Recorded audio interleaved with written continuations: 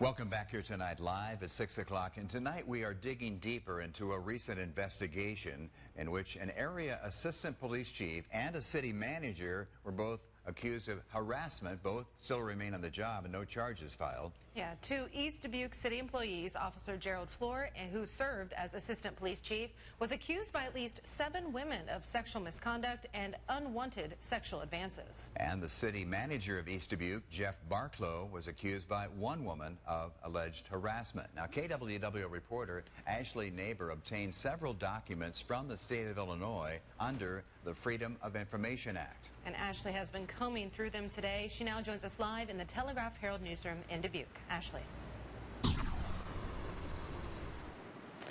Well, Abby, it's important to note that there are no criminal charges against either of those city employees at this time.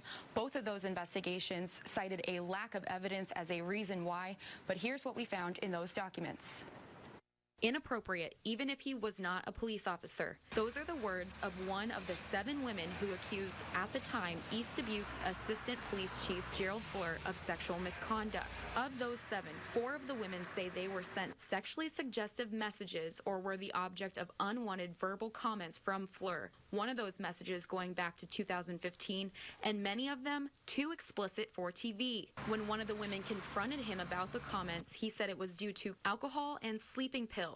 According to the investigative report, Fluhr was being scrutinized for inappropriately obtaining information utilizing law enforcement data systems, meaning he allegedly ran criminal background checks on a number of people he never accounted for in his logs. Now, according to those documents, Fluhr had been placed on administrative leave in April following a series of explicit text messages sent. According to East Dubuque Mayor Daniel Welp, Fluhr is still on administrative leave as they, quote, work some things out. The person solely responsible for making a decision regarding Fluhr's employment is city manager Jeffrey Barklow, who was also accused by one of the same women of harassment after allegedly offering her a ride home following a night of drinking, but instead taking her to his home.